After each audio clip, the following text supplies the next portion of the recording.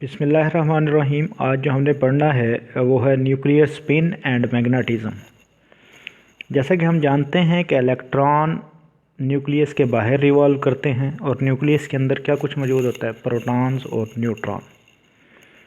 याद रहे, प्रोटॉन और न्यूट्रॉन ये भी रिवॉल्व करते हैं separate spherical and elliptical concentric orbit around the centre of nucleus के गिर्द प्रोटॉन और न्यूट्रॉन अलग अलग स्फीरिकल और एलिप्टिकल कंसेंट्रिक ऑर्बिट्स में रिवॉल्व करते हैं। तो इसका मतलब क्या है कि इलेक्ट्रॉन के अलावा प्रोटॉन और न्यूट्रॉन वो भी ऑर्बिटल एंगुलर मोमेंटम रखते हैं, क्योंकि वो न्यूक्लियस के सेंटर ऑफ मास के गिर्द रिवॉल्व करते हैं।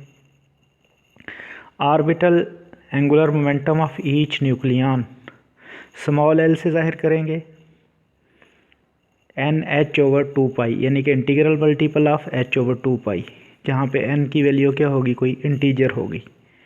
ये मैंने एक बात की थी, एक न्यूक्लियन के लिए, यानी कि वो प्रोटॉन भी हो सकता है या न्यूट्रॉन भी, small L orbital angular momentum. और अगर मुकम्मल न्यूक्लियस की बात करें, उसके अंदर बहुत ज़्यादा प्रोटॉन और न्यूट्रॉन मौजूद होंगे, इस वजह से उन टोटल न्यूक्लियस का जो एंगुलर मोमेंटम होगा वो कैपिटल एल से ज़ाहिर होगा। और वो कैसे हासिल होगा, तमाम न्यूक्लियन के एंगुलर मोमेंटम का मजमूआ लेने से, यानी कि सिग्मा स्मॉल एल, उसकी वैल्यू होगी NH/2π। फिर स्पिन एंगुलर मोमेंटम की बात करेंगे। इलेक्ट्रॉन के अलावा न्यूक्लियस के अंदर पाए जाने वाली पार्टिकल, यानी कि प्रोटॉन और न्यूट्रॉन, वो भी स्पिन करते हैं जब वो ऑर्बिट के गिर्द रिवॉल्व करते हैं।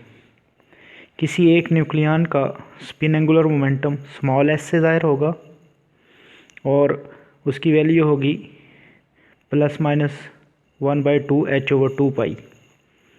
प्लस होगा उस सूरत में जब स्पिन रेफरेंस एक्सिस के पैरेलल हो, और नेगेटिव उस सूरत में होगा स्पिन का आंसर जब वो रेफरेंस एक्सिस के एंटी पैरेलल हो। रेफरेंस एक्सिस कोई एक्सिस भी हो सकता है, एक्स एक्सिस भी, वाई भी या जेड भी। जिस तरह टोटल एंगुलर मोमेंटम मुकम्मल न्यूक्लियस का कैपिटल एल था, इसी तरह से टोटल स्पिन एंगुलर मोमेंटम मुकम्मल न्यूक्लियस का कैपिटल एस होगा, जो तमाम न्यूक्लियंस के मजमूए के बराबर होगा, यानी कि सिग्मा स्मॉल एस।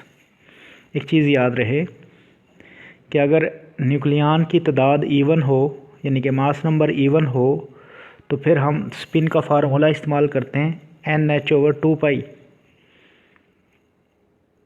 और अगर ऑड हो तादाद न्यूक्लियंस की, यानी कि मास नंबर ऑड हो, फिर फार्मूला होता है 1/2 × 2n+1 H/2π। Total angular momentum दो तरह के एंगुलर मोमेंटम का मजमूआ होगा, ऑर्बिटल एंगुलर मोमेंटम और स्पिन एंगुलर मोमेंटम के। टोटल एंगुलर मोमेंटम को I से जाहिर करते हैं, I = L ± S। याद रखें कि total angular momentum in case of ground state is different from total angular momentum of excited state. और इसके साथ साथ तमाम एक्साइटेड स्टेट में टोटल एंगुलर मोमेंटम की वैल्यू डिफरेंट होगी। The resultant angular momentum I is different for different excited state of nucleus, लेकिन difference जो होगा वो हमेशा इंटीग्रल मल्टीपल होगा H/2π का। इसके साथ साथ हमने जो पढ़ना है वो है न्यूक्लियर मैग्नेटिज्म।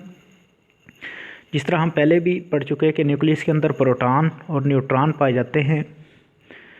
तो प्रोटॉन पॉजिटिवली चार्ज पार्टिकल है। हमें पता है चार्ज पार्टिकल के मोशन से करंट पैदा होता है, और जब कभी करंट पैदा हो उसकी वजह से लाजमी तौर पे मैग्नेटिक फील्ड भी पैदा हो जाता है।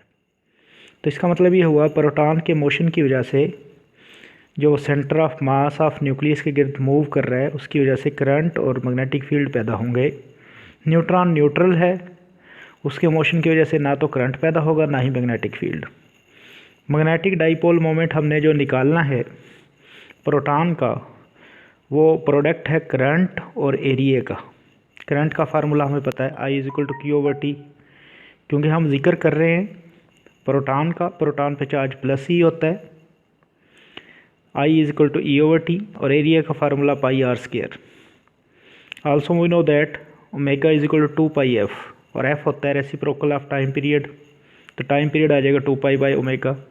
रीअरेंज करें, इससे पहले हम पढ़ चुके एंगुलर मोमेंटम NH/2π और एंगुलर मोमेंटम क्या होता है mvr। v लीनियर वेलोसिटी और एंगुलर वेलोसिटी का रिलेशन इस्तेमाल करें, v = r⍵, तो मेरे पास ω/r² की वैल्यू आ गई NH/2π यहाँ पे μl हमारे पास जो बनेगा, n को अगर बाहर ले आए EH/4π EH/4π को न्यूक्लियर मैग्नेटॉन का नाम दे रहे हैं और इसकी वैल्यू है 3.15 × 10⁻⁸ इलेक्ट्रॉन वोल्ट पर टेस्ला। इसके साथ साथ जो हमने पढ़ना था वो था intrinsic spin magnetic dipole moment.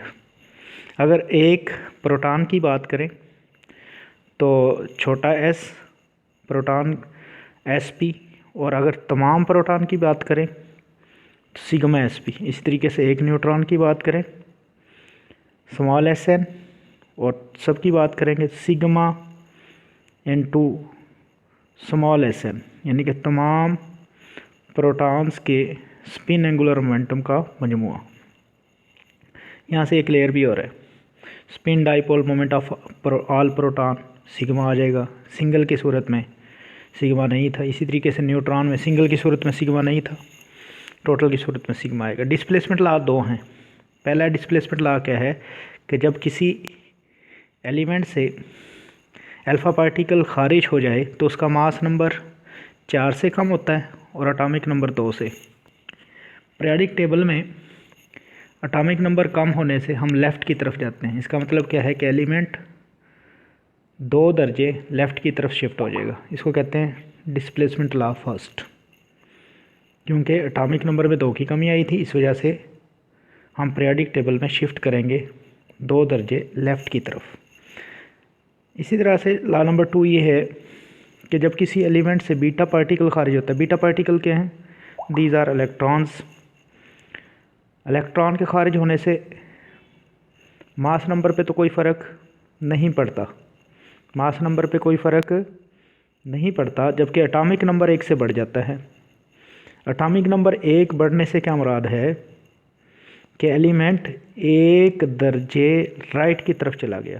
तो इसका मतलब ये हुआ कि जब किसी पार्टिकल से बीटा पार्टिकल, जब किसी एलिमेंट से बीटा पार्टिकल खारिज होता है तो वो हम पीरियोडिक टेबल में न्यू एलिमेंट को फाइंड कर सकते हैं 1 दर्जा राइट की तरफ शिफ्ट करके। यही हमारे डिस्प्लेसमेंट लॉज थे।